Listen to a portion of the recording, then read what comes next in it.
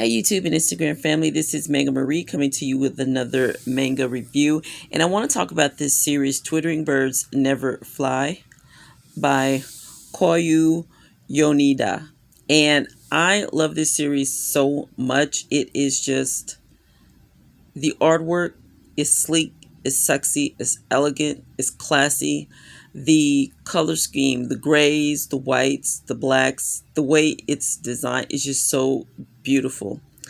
The artwork, the storyline, the character development are all things that I'm so impressed with this mangaka.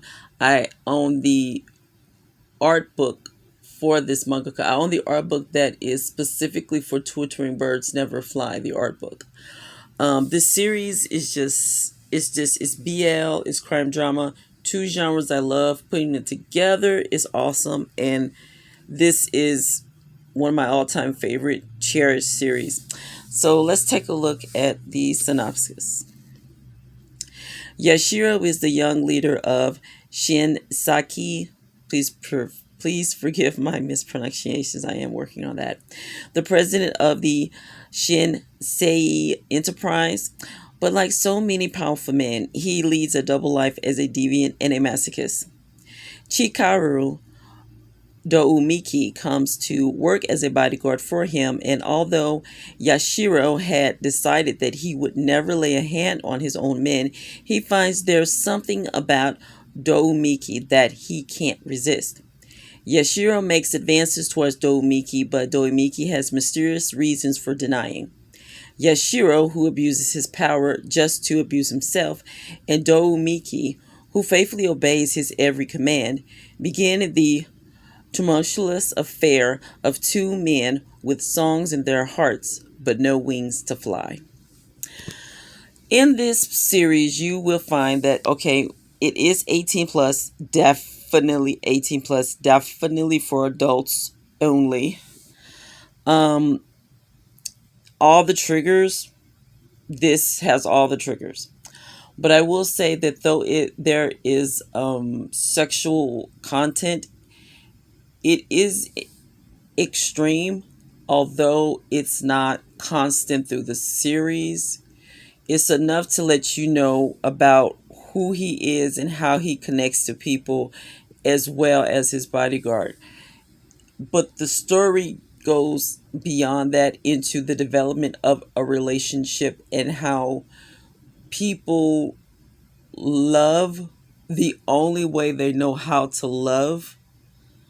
And I'm going into volume 4, but I have a feeling it's going to, because oftentimes when it gets to where you have a masochist or any kind of BDSM type of situation, you get to where there's like, I don't like the rescue this person type of storyline with this subject matter or with this type of trope.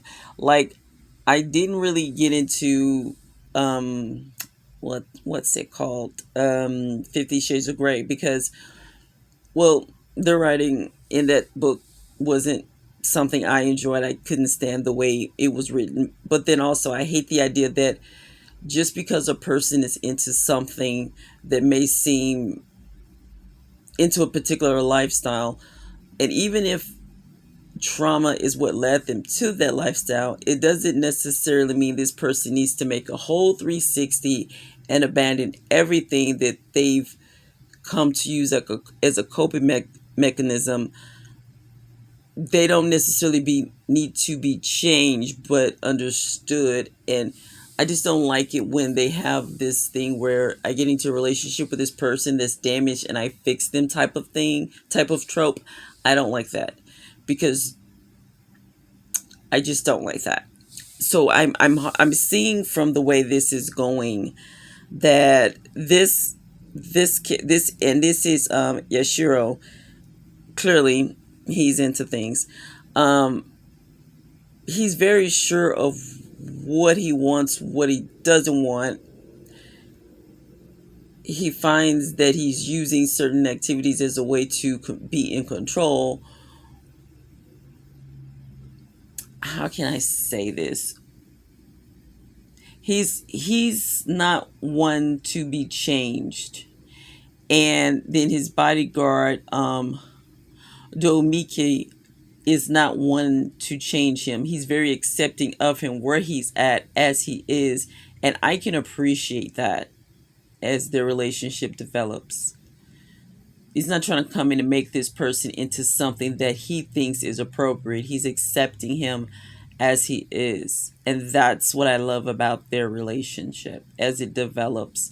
Because people will evolve based on how the other person's chemistry affects them naturally. If you have someone in your life that is a positive influence, and what I mean by that is you don't have to constantly talk somebody into being a certain way.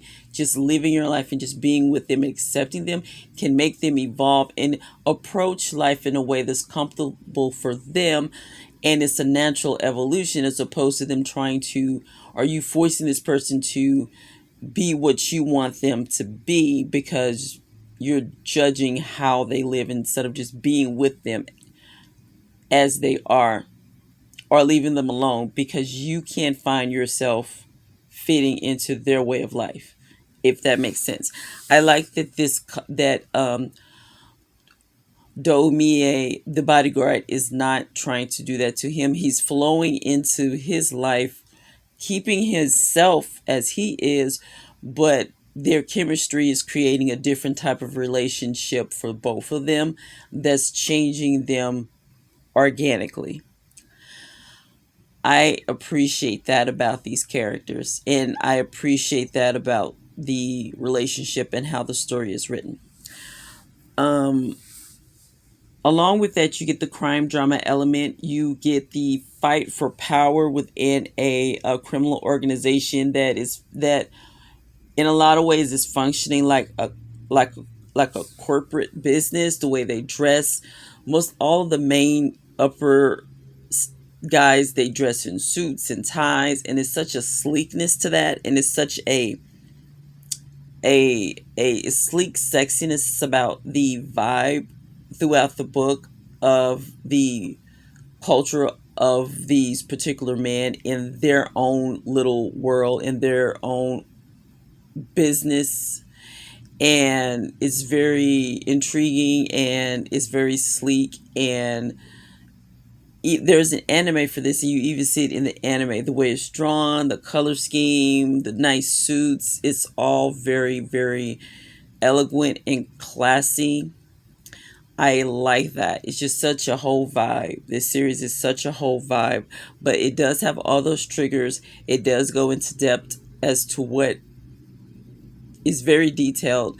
So if you're a person who's very sensitive to certain triggers, and I don't even like to use the word sensitive because it implies sometimes that like you're too delicate or tender, and that's not the case. So I don't like that word.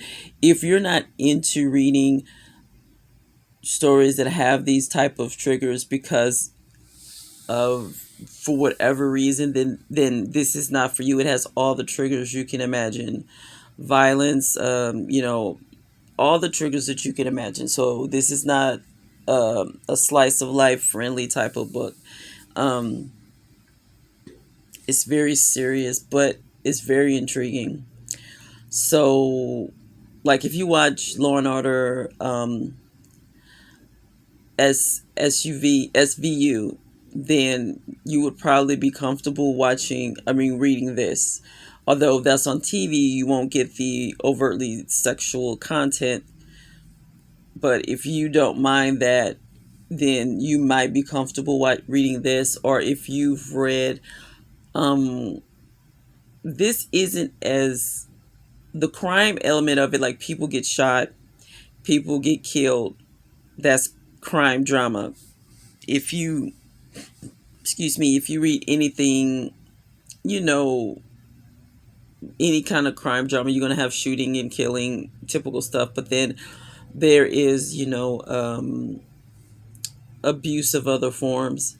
So I just like to give that disclaimer, and I try to do the best I can in giving these disclaimers when making recommendations, because I don't want people to walk into something and then they're like, wait, she didn't say all this, so, but with that being said, I love this series.